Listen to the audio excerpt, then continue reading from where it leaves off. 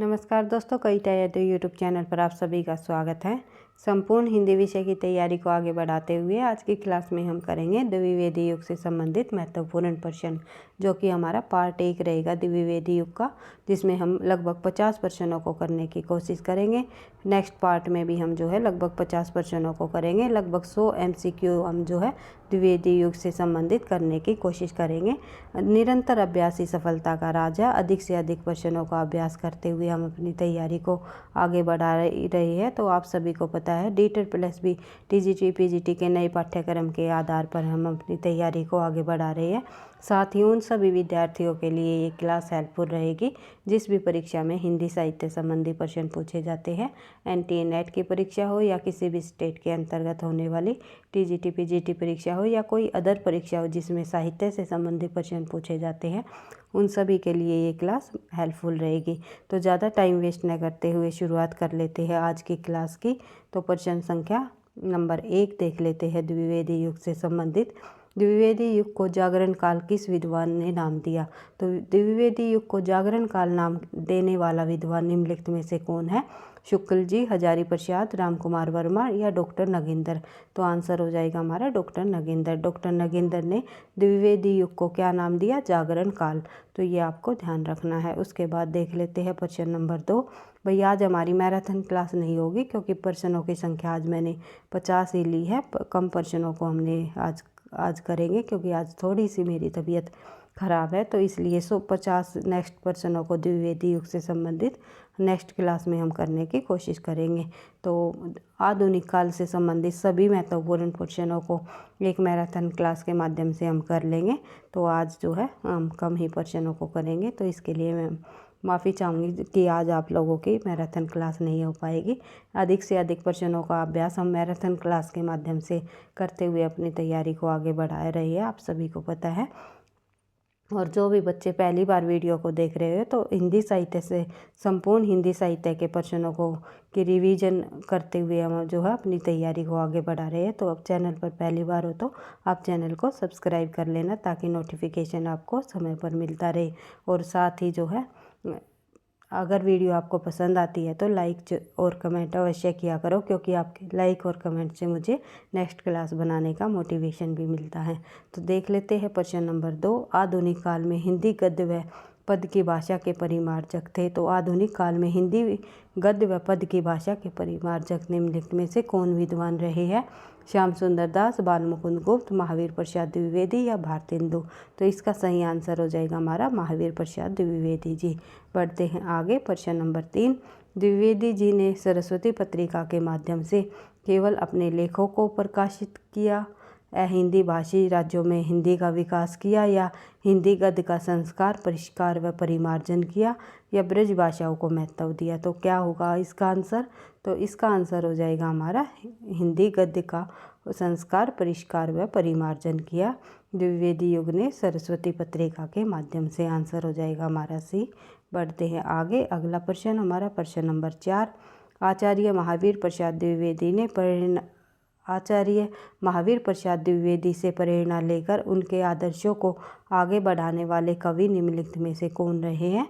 तो कौन कवि है जिन्होंने महावीर प्रसाद द्विवेदी से प्रेरणा लेकर उनके आदर्शों को आगे बढ़ाया? तो उनमें बालमुकुंद गुप्त, रामधारी दिनकर, हजारी प्रसाद द्विवेदी या मैथिली शरण गुप्त? आप सभी को पता है मैथिली शरण गुप्त ने जो महावीर प्रसाद द्विवेदी के आदर्शों को आगे बढ़ाया है और उन्हीं से प्रेरणा लेकर के अपनी रचनाएं की है। और साकेत की रचना इन्होंने महावीर प्रसाद द्विवेदी के कहने पर ही की, ताकि और मैथिली शरण गुप्त ने ये कहा भी है, करते कैसे तुलसीदास भी कैसे मानस नाद, महावीर का यदि उन्हें मिलता नहीं प्रसाद। और इसी तरह मैं साकेत की रचना नहीं कर पाता यदि मुझे महावीर यानी महावीर प्रसाद द्विवेदी जी का आशीर्वाद नहीं मिलता। तो इस प्रकार से हम जान सकते हैं कि इनके आदर्शों को आगे बढ़ाने वाले विद्वान लेखक कौन रहे? महावीर प्रसाद द्विवेदी।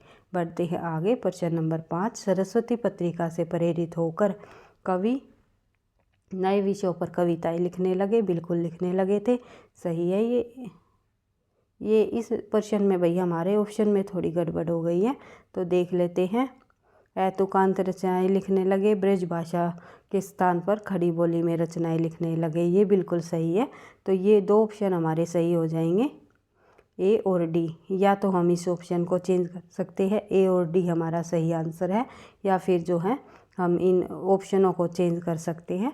तो आंसर आप लोगों को ये 2 ऑप्शन आपको देखने को मिल रहे होंगे कि सरस्वती पत्रिका के से प्रेरित होकर कवि नए विषयों पर कविताएं लिखने लगे थे और ब्रज भाषा के स्थान पर खड़ी बोली में रचनाएं करने लगे थे। और बात करें ऐतुकांत रचनाओं की, तो ऐतुकांत रचनाएं जो है बाद में की जाने लगी थी। भारतेंदु युग और द्विवेदी युग, छायावाद युग के बाद जो प्रगतिवाद युग आया हमारा, नई कविताएं लिखी जाने लगी थी, उसमें हमारी ऐतुकांत रचनाएं लिखी गई थी प्रगतिवाद युग के बाद। तो आपको ध्यान रखना है, कुछ कविताएं प्रगतिवाद युग से ही शुरू हो गई थी ऐतुकांत रचनाएं लिखने की, और फिर बाद में जो है कवि ऐतुकांत यानी तुकों को उन्होंने जो है कविताओं के बाद में तुक लगाना, तुक नहीं लगाए थे, यानी ऐतुकांत रचनाएं की थी। बढ़ते हैं आगे। तुक यानी कि एक तरह से हम लय कह सकते हैं, लय, बिना लय के रचनाएं करने लगे थे। बढ़ते हैं आगे। अगला प्रश्न हमारा प्रश्न नंबर 6। आचार्य महावीर प्रसाद द्विवेदी ने खड़ी बोली का परिष्कार किया, छायावादी कविताएं लिखी या प्रिय प्रवास की रचना की। प्रिय प्रवास की रचना किन्होंने की, ये आपको पता ही है, हरियों जी ने की। अयोध्या सिंह उपाध्याय हरियों जी का खड़ी बोली का प्रथम महाकाव्य है प्रिय प्रवास। छायावाद में कविताएं लिखी, छायावाद में कविताएं जो है द्विवेदी युग के अंतर्गत जो है छायावाद के कविताएं लिखनी जो है कम हो चुकी थी, बंद तो नहीं कह सकते, यानी पूरी तरह से बंद नहीं कह सकते हम, लेकिन द्विवेदी युग के अंतर्गत जो है छायावादी कविताएं लिखना बहुत ही कम हो गया था। महावीर प्रसाद द्विवेदी ने छायावादी कविताएं नहीं लिखी थी और खड़ी बोली का परिष्कार किया था इन्होंने। आंसर हो जाएगा हमारा ए। पढ़ते हैं आगे। अगला प्रश्न है प्रश्न नंबर 7। द्विवेदी युग की मुख्य उपलब्धि है, तो इनमें से द्विवेदी युग की मुख्य उपलब्धि कौन सी मानी जाती है? खड़ी बोली में रचनाएं, ब्रज भाषा में रचनाएं, श्रृंगारिकता या प्रकृति चित्रण। तो आंसर हो जाएगा हमारी खड़ी बोली में रचनाएं ही लिखना ही द्विवेदी युग की प्रमुख उपलब्धि मानी जाती है। बढ़ते हैं आगे। अगला प्रश्न है प्रश्न नंबर 8। किस पत्रिका के प्रकाशन को भारतेंदु की समाप्ति का सूचक माना जाता है? तो भारतेंदु युग की जो समाप्ति का सूचक निम्नलिखित में से किस पत्रिका के प्रकाशन वर्ष को माना जाता है?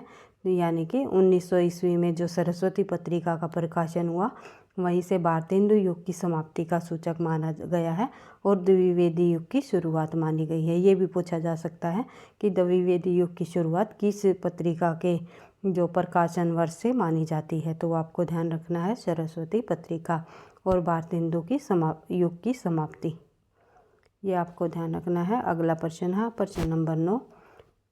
महावीर प्रसाद द्विवेदी सरस्वती के संपादक कब बने? तो महावीर प्रसाद द्विवेदी ने सरस्वती पत्रिका का संपादक कब संभाला था, कब कार्यभार संभाला इन्होंने? तो 1903 में महावीर प्रसाद द्विवेदी सरस्वती पत्रिका के संपादक के रूप में जो है आगे आए। तो इन्होंने 1903 से लेकर के 1920 तक जो है 17 वर्षों तक सरस्वती पत्रिका का संपादन का कार्यभार संभाला था। उसके बाद देख लेते हैं आगे। अगला प्रश्न हमारा प्रश्न नंबर 10।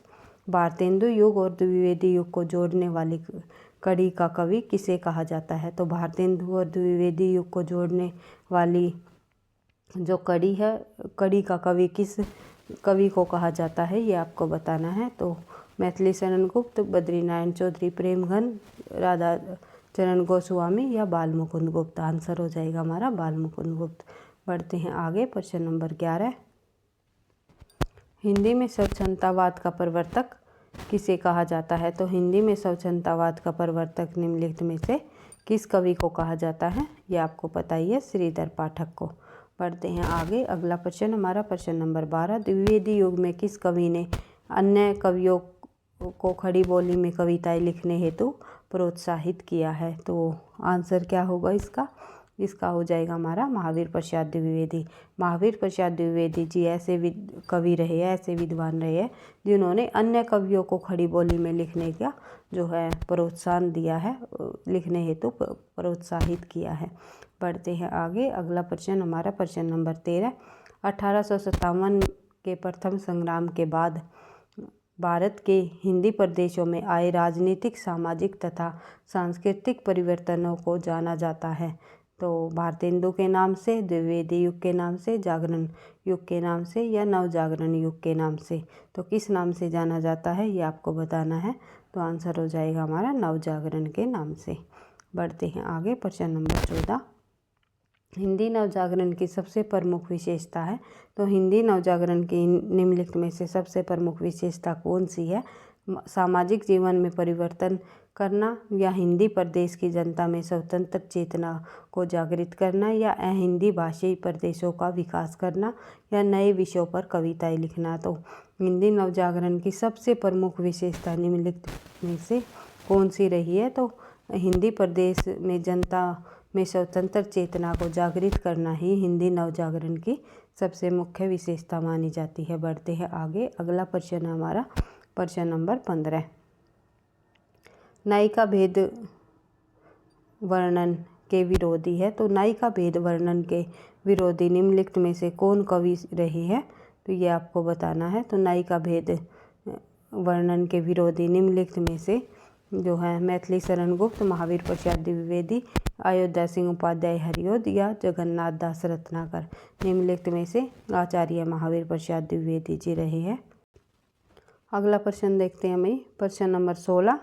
संपत्ति शास्त्र के लेखक कौन है? तो संपत्ति शास्त्र जो रचना है इसके लेखक निम्नलिखित में से मैथिली शरण गुप्त, अयोध्या सिंह उपाध्याय हरिऔध, या महावीर प्रसाद द्विवेदी, या जगन्नाथ दास रत्नाकर। निम्नलिखित में से कौन विद्वान रहे हैं? तो आचार्य महावीर प्रसाद द्विवेदी ने संपत्ति शास्त्र नामक रचना लिखी है। बढ़ते हैं आगे। अगला प्रश्न है प्रश्न नंबर 17। हिंदी खड़ी बोली का प्रथम कवि किसे कहा जाता है? तो हिंदी खड़ी बोली का प्रथम कवि निम्नलिखित में से श्रीधर पाठक को कहा जाता है। बढ़ते हैं आगे। अगला प्रश्न हमारा प्रश्न नंबर 18। श्रीधर पाठक की कौन सी रचना ब्रज भाषा में है? तो उज्जड़ग्राम, एकांतवासी योगी, और श्रांत पथिक। निम्नलिखित में से कौन सी जो श्रीधर पाठक की रचना है वो ब्रज भाषा में है, ये आपको बताना है। तो ये तीनों रचना ही श्रीधर पाठक जी की है, लेकिन ब्रज भाषा में जो लिखी गई रचना है वो निम्नलिखित में से इनकी जो रचना है, एक सेकंड, उज्जड़ग्राम जो रचना है इनकी वो ब्रज भाषा में लिखी गई है, और अन्य दो रचनाएं इनकी खड़ी बोली में लिखी गई है। ये आपको ध्यान रखना है। तो आंसर क्या होगा हमारा? इसका आंसर हो जाएगा उज्जड़ग्राम। ये आपको ध्यान रखना है। उसके बाद देख लेते हैं अगला प्रश्न, प्रश्न नंबर हमारे 19। तो एक सेकंड भाई, आंसर हो जाएगा 18 का उज्जड़ग्राम। उसके बाद देख लेते हैं प्रश्न संख्या 19। श्रीधर पाठक की रहस्यवादी कविता कौन सी है? तो श्रीधर पाठक की रहस्यवादी कविता निम्नलिखित में से संदेश और संध्या अटन, कश्मीर सुषमा, या भारत गीत। इसमें से कौन सी रचना रहस्यवादी रचना है श्रीधर पाठक जी की? तो आपको बताना है। तो इसका हमारा सही आंसर हो जाएगा सुसंदेश। सुसंदेश श्रीधर पाठक की एक रहस्यवादी कविता है। बढ़ते हैं आगे। अगला प्रश्न हमारा प्रश्न संख्या 20। अयोध्या सिंह उपाध्याय हरिऔध की प्रथम रचना कौन सी है? तो अयोध्या सिंह उपाध्याय हरिऔध जी की प्रथम रचना पूछी हुई है। खड़ी बोली में प्रथम महाकाव्य उनका प्रिय प्रवास है, लेकिन प्रथम रचना पूछी हुई है।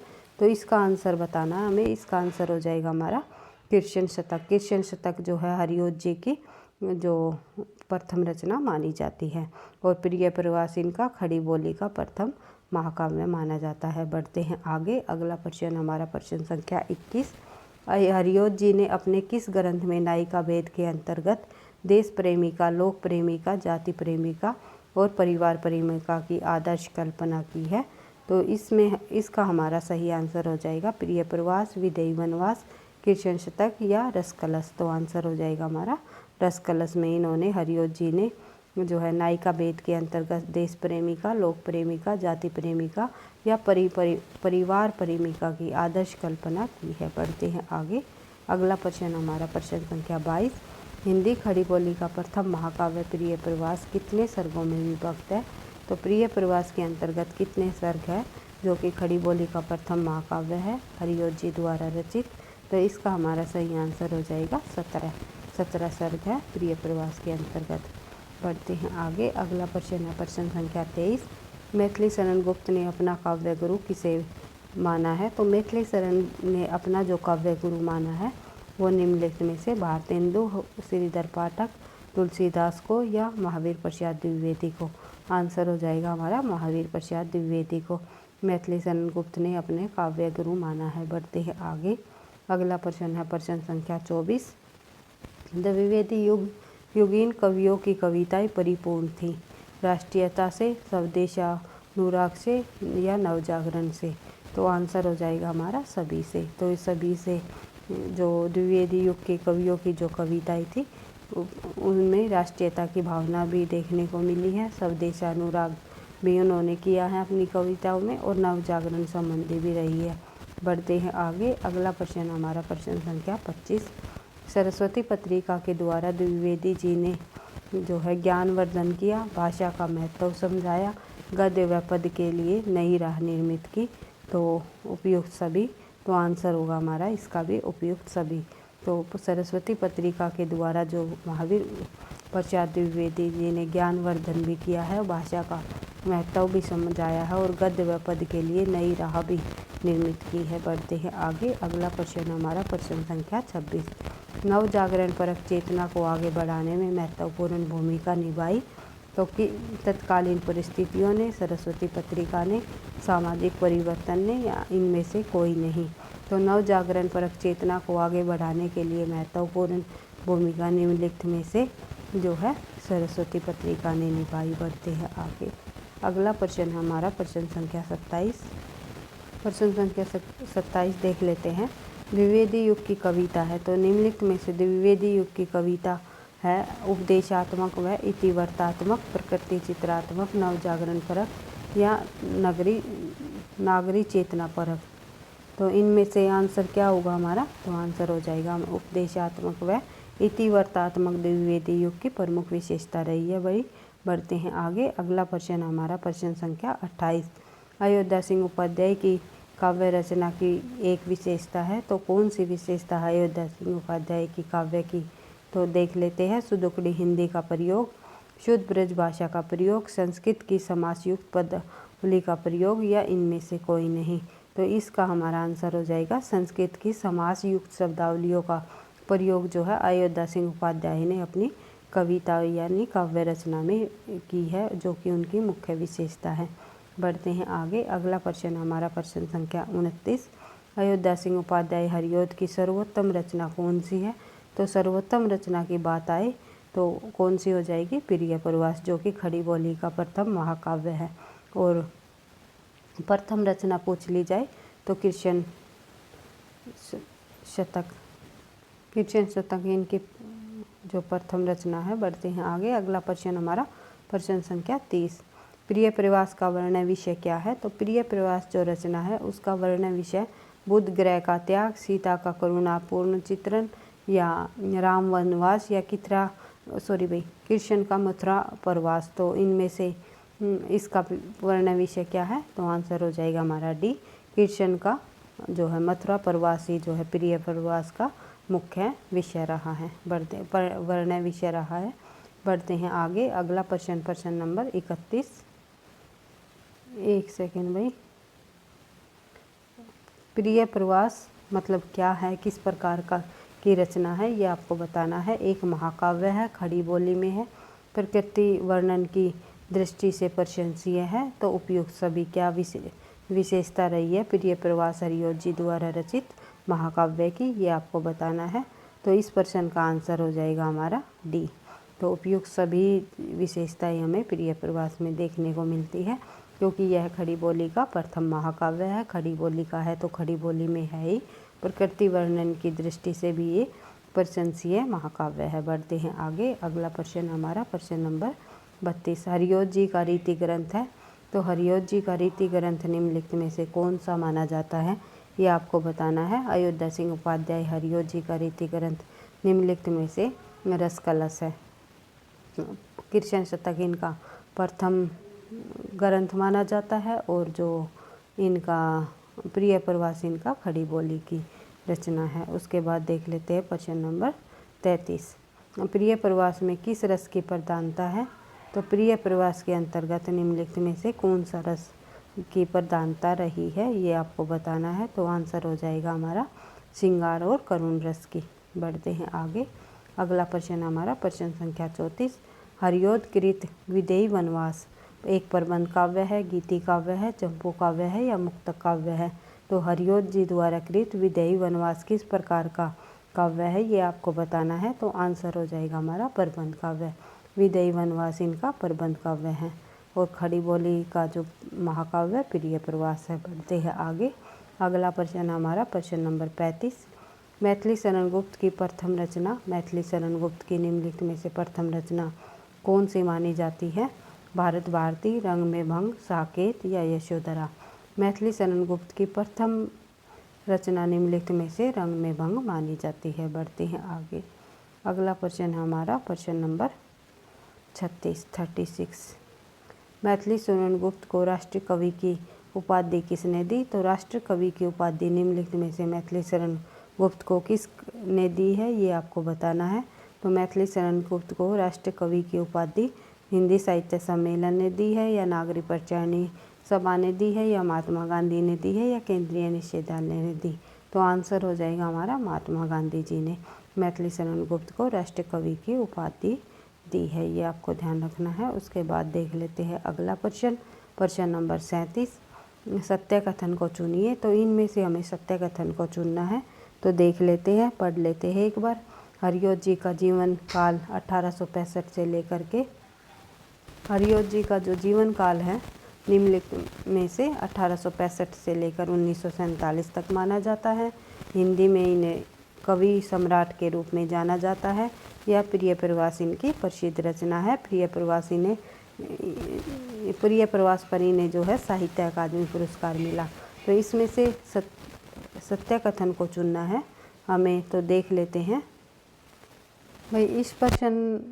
ये प्रश्न हमारा थोड़ा सा गलत हो गया, टाइपिंग मिस्टेक की वजह से असंगत पूछा हुआ है। तो असंगत हमें देखना है इस प्रश्न में। तो इसमें से आप लोग देख सकते हो कि इनमें से इस असंगत कथन को चुनिए। लगा सकते हैं हम इसका सत्य या असंगत भी कह सकते हैं।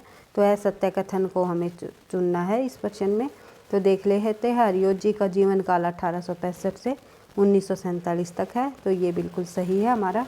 और हिंदी में इन्हें कवि सम्राट के रूप में जाना जाता है, ये भी बिल्कुल।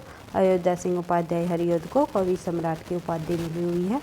प्रिय प्रवास इनकी प्रसिद्ध रचना है, महाकाव्य है इनका। खड़ी बोली में प्रथम महाकाव्य लिखा है इन्होंने। तो इनकी प्रसिद्ध रचना प्रिय प्रवास है ही, ये आप सभी को पता है। तो प्रिय प्रवास पर इन्हें साहित्य अकादमी पुरस्कार मिला। आंसर हो जाएगा हमारा डी, क्योंकि असत्य कथन ये हमारा असंगत है, यानी कि असत्य कथन है। तो इनमें जो कथन है असत्य जो कि गलत है, वो है हमारा डी आंसर। तो डी हो जाएगा हमारा आंसर। प्रिय प्रवास पर इन्हें साहित्य अकादमी पुरस्कार नहीं मिला।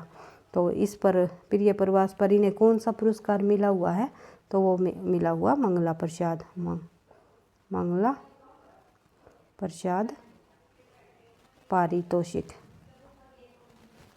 प्रसाद, जो ये पुरस्कार है मंगला प्रसाद पारितोषिक पुरस्कार इन्हें प्राप्त हुआ है। किस पर? किस रचना पर? प्रिय प्रवास पर, ना कि साहित्य अकादमी पुरस्कार इन्हें नहीं मिला। तो ये आपको ध्यान रखना है। उसके बाद देख लेते हैं अगला प्रश्न। प्रिय प्रवास मूलतः किस रस से संबंधित है, ये आपको बताना है। तो प्रिय प्रवास जो इनकी खड़ी बोली का प्रथम महाकाव्य है, वो इसमें कौन सा रस है ये पूछा हुआ है, किस रस से संबंधित है। तो सही आंसर क्या होगा हमारा? इस प्रश्न का हमारा सही आंसर हो जाएगा वियोग रस।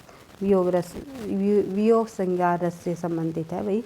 श्रृंगार रस के हमारे दो भाग होते हैं, संयोग श्रृंगार और वियोग श्रृंगार। तो वियोग श्रृंगार इसमें देखने को मिलता है। बढ़ते हैं आगे। अगला प्रश्न हमारा प्रश्न नंबर 39। प्रिय प्रवास की राधा के विरह संबंधी निम्न कथनों को कौन सा कथन असत्य है। तो इसमें भी असत्य कथन हमें देखना है। प्रश्न में ये देख लेना आपको सत्य कथन या असत्य कथन किस प्रकार से प्रश्न पूछा गया, तो उसी प्रकार से उसी तरह हमें समझते हुए एक एक क्वेश्चनों को देखते हुए आंसर देना है। तो आंसर क्या होगा इसका, इस प्रश्न का देख लेते हैं। पढ़कर सभी ऑप्शनों को। राधा का विरह अन्य काव्यों जैसा ही मिलता है। तो राधा का विरह अन्य विरह काव्य जैसा ही मिलता है। राधा में कृष्ण विरह उदारता, लोकहित तथा विश्व प्रेम के रूप में प्रफुल्लित हुआ है। तो ये बिल्कुल सही है भाई। उसमें दिव्य गुण से संपन्न देवी बन जाती है, बिल्कुल सही। राधा करुणा की उदार मूर्ति के रूप में प्रस्तुत होती है, ये कथन भी बिल्कुल सही है। लेकिन ये कथन इसमें जो है राधा का जो विरह है अन्य विरह काव्य जैसा नहीं है। तो ये आपको ध्यान रखना है। तो आंसर हो जाएगा हमारा ए। बढ़ते हैं आगे।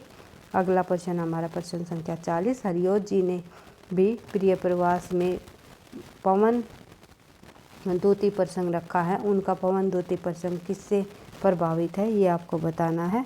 तो मैथिली शरण गुप्त की यशोधरा से, जायसी के पद्मावत से, कालिदास के मेघदूत से या तुलसीदास की रामचरितमानस से। तो आंसर हो जाएगा हमारा कालिदास के मेघदूत से।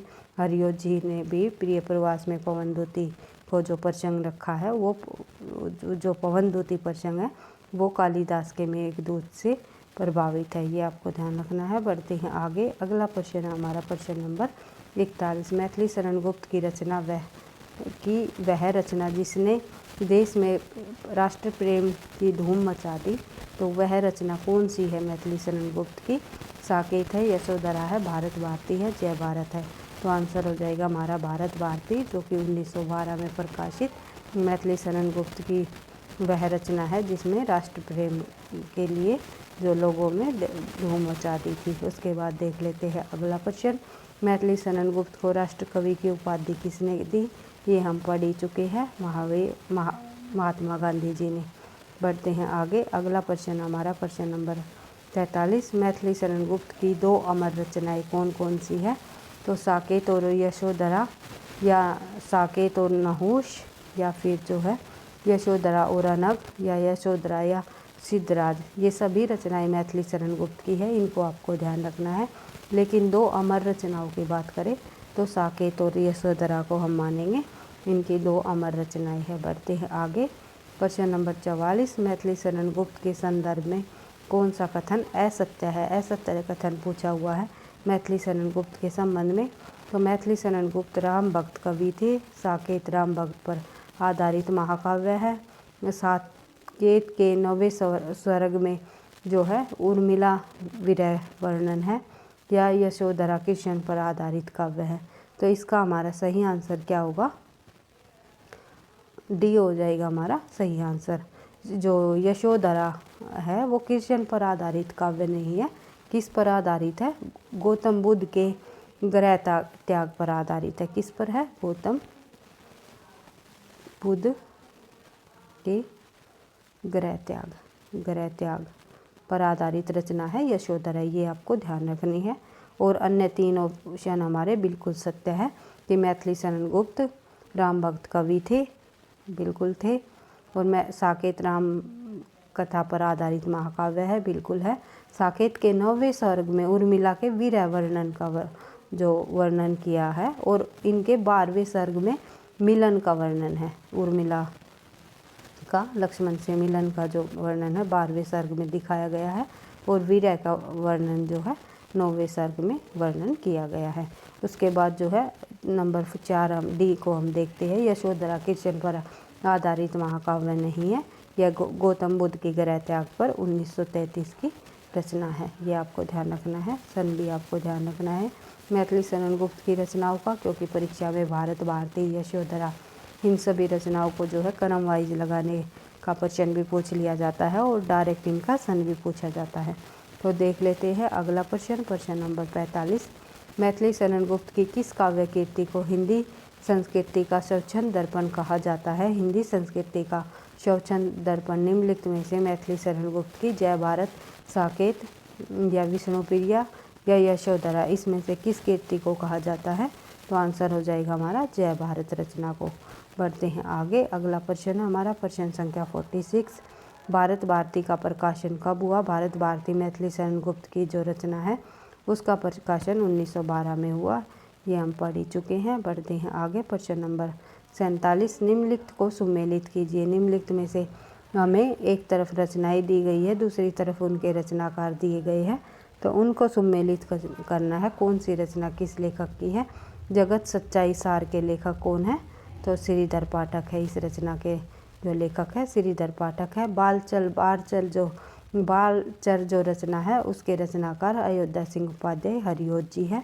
और दुआपर जो रचना है उसके रचनाकार मैथिली शरण गुप्त के है। पथिक तो आपको पता ही है, राम नरेश त्रिपाठी है। मिलन, पथिक, शोपन आदि रचनाओं के लेखक। तो देख लेते हैं आंसर क्या होगा हमारा। इसका आंसर हो जाएगा हमारा जगत सच्चाई सार, श्रीधर पाठक। ए का 3 एक ही जब ऑप्शन को देखते हैं तो उसी के आधार पर हमें आंसर मिल जाता है। ए का 3, 2 का हमारा क्या हो जाएगा हरिओत जी, ए, द्वापर का 5, तो आंसर हो जाएगा हमारा डी। बढ़ते हैं आगे। अगला प्रश्न हमारा प्रश्न नंबर 48। साकेत का प्रथम सर्ग का आरंभ होता है? तो साकेत का जो प्रथम सर्ग का आरंभ होता है राम वंदना से या गणेश वंदना से, साकेत के वैभव से या सरस्वती वंदना से, किससे जो साकेत का प्रथम सर्ग का आरंभ होता है ये आपको बताना है। तो इसका आरंभ होता है सरस्वती पत्रिका से। उसके बाद देख लेते हैं भाई प्रश्न नंबर 49। आवाज़ से भी आपको पता चल रहा होगा भाई आज तबीयत थोड़ी ख़राब है, इसलिए केवल 50 ही प्रश्नों को आज की क्लास में मैं करा पाऊँगी। नेक्स्ट प्रश्नों को हम नेक्स्ट क्लास में करेंगे भाई, आगे के बचे हुए हमारे द्विवेदी युग से संबंधित प्रश्नों को, क्योंकि हमारा जो टारगेट है अधिक से अधिक प्रश्नों का अभ्यास करना मैराथन क्लास के माध्यम से। लेकिन आज तबीयत ख़राब होने की वजह से आप लोगों को केवल 50 ही प्रश्न करने पड़ेंगे, तो इसके लिए मैं एक बार फिर से माफ़ी चाहूँगी। और भाई प्रश्न आपको अच्छे लगते हैं, पसंद आती है वीडियो, लगता है आपकी परीक्षाओं के लिए हेल्पफुल रहेंगे, तो प्लीज़ वीडियो को आप लाइक और शेयर एंड सब्सक्राइब अवश्य किया करो, क्योंकि आपके लाइक और कमेंट से मुझे नेक्स्ट क्लास बनाने का मोटिवेशन मिलता है। और जब आप हमारे साथ जुड़ते हो तो मुझे और भी अच्छा लगता है, ताकि अधिक से अधिक मुझे लगता है कि बच्चों को पसंद आ रहा है चैनल, और वे जो है बच्चे सब्सक्राइब भी कर रहे हैं, और अधिक से अधिक मैं प्रश्नों को लाने की भी कोशिश करती हूँ। तो देख लेते हैं अगला प्रश्न, प्रश्न संख्या 49। रामचरितमानस के बाद हिंदी के राम काव्य का दूसरा स्तंभ साकेत है। यहाँ साकेत का अर्थ है, साकेत का अर्थ पूछा हुआ है, तो आंसर हो जाएगा हमारा अयोध्या। अयोध्या यहाँ साकेत का अर्थ है। बढ़ते हैं आगे। अगला प्रश्न है प्रश्न नंबर 50, हमारा आज का अंतिम प्रश्न। तो देख लेते हैं साकेत प्रबंध काव्य में कितने सर्ग हैं? तो साकेत प्रबंध काव्य में हमारे जो है 12 सर्ग है, ये आपको ध्यान रखना है। साकेत प्रबंध काव्य में 12 सर्ग है। तो आज की क्लास में हमारी वही यहीं समाप्त होती है। तो एक बार फिर से मैं आपको कहना चाहूँगी कि वीडियो पसंद आई तो लाइक करना, दोस्तों के साथ शेयर करना, चैनल पर पहली बार हो तो सब्सक्राइब कर लेना, ताकि नोटिफिकेशन आपको समय पर मिलता रहे और अधिक से अधिक प्रश्नों की आपको हिंदी साहित्य से संबंधित रिवीजन होती रहे। और साथ साथ हम DTSS के पैटर्न के आधार पर प्रैक्टिस सेट भी कर रहे हैं, बिल्कुल विद सॉल्यूशन के साथ, एक एक प्रश्नों का जो है अन्य तथ्यों को भी देखते हुए। तो आप जो है जिस भी बच्चे ने पीछे की क्लासेस नहीं देखी है, आप पीछे की वीडियोज़ में जाकर प्रैक्टिस सेट को देख सकते हो। प्रैक्टिस सेट से मैंने जो है प्लेलिस्ट भी बनाई हुई है, तो फिर जो है आप साथ साथ आगे की जो हमारे प्रैक्टिस सेट होते रहेंगे तो उनको भी आप जो है अवश्य देखना, आपके लिए परीक्षाओं के लिए काफ़ी मददगार साबित होगी। चाहे आप DTSS, TGT, PGT हिंदी की तैयारी कर रहे हो, या फिर जो है किसी भी स्टेट के अंतर्गत होने वाली परीक्षाओं, हिंदी संबंधी परीक्षाओं की तैयारी कर रहे हो। तो लास्ट में मैं यही कहना चाहूँगी कि निरंतर अभ्यास ही सफलता का राज है। पढ़ते रहना, आगे बढ़ते रहना। थैंक यू, धन्यवाद।